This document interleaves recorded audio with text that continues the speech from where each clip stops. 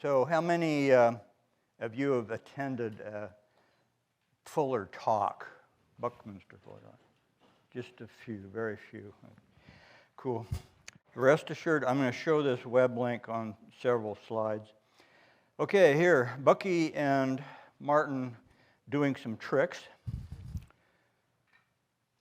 Their two lives were offset by about 2 decades. Fuller was born in 1896. High school portraits, 22 years apart. Both served in the Navy, Bucky in the First World War, and Martin in World War II, ending in 1945. In 1943, Gerald Peel, science editor of Life, saw Fuller's Dymaxion globe. He had a cartographer draw an unfolded net. Peel then put a cardstock insert in this issue of Life. It consists of 6 square faces and 8 equilateral triangles. These globes popped up in offices all over. In 1956, Martin sold his hexaflexagon article to Scientific American, which caused a lot of flexing in offices all over. Recall that Jerry Peel was instrumental in publishing that map in 1943. In 1948, Peel became the editor and publisher of a revived Scientific American magazine. The popularity of the 1956 Flexagon article prompted Peel to ask Gardner to write a monthly column. Back up 2 years to 1954, Fuller and cartographer Shoji Sadao produced the air-ocean world map using all triangles, making an icosahedra. This is my gift exchange item. I have a few extra of those. Bucky's likeness appeared on a 1964 Time cover. That artwork was reappeared on a stamp in 2004, marking the 50th anniversary of Fuller's patent on the geodesic dome. The stamp was issued on Fuller's 109th birthday. Here are similar portraits of Martin. Here's a typewritten letter Fuller wrote to the Saturday Evening Post, typical.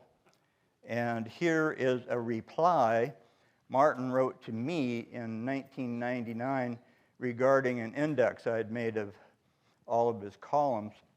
Martin says, "Of course it's okay to post anything of mine on the web, on www, giving me permission to post the index on the web. Each fellow had an extensive bibliographies published by others. Dana is here, and Trevor Blake lives in Portland. Both men were subjects of documentaries just a year apart. You've seen the Martin Gardner, David Suzuki. Both had autobiographies of sorts. Okay, Gardner wrote about several Fuller topics.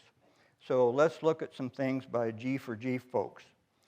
Henry 3D printed this jitterbug mechanisms.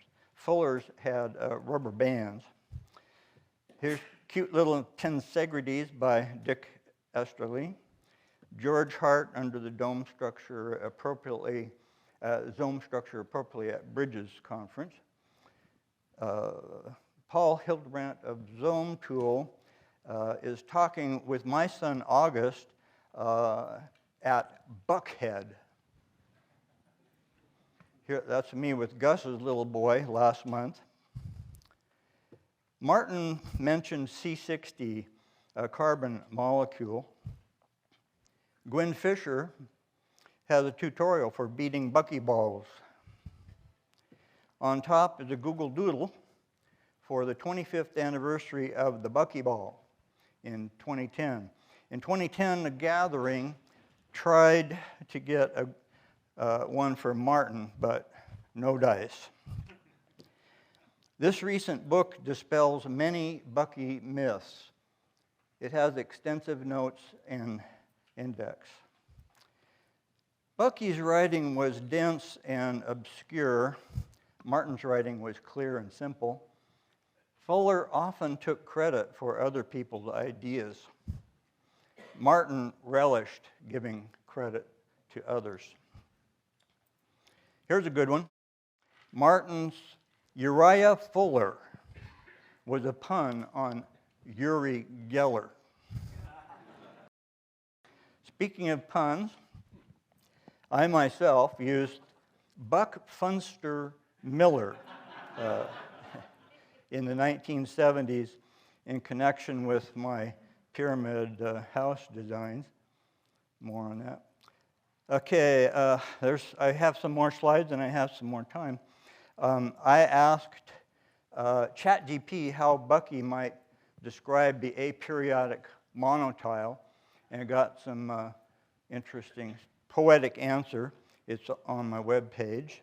And I also asked ChatGPT to compare for similarities between Bucky and got some curious results. Popularizer of ideas and stuff. And lastly, in 1979, Fuller gave a talk at Lewis and Clark College. I hosted his visit. His talk concluded, "Don't be afraid of change." Thank you.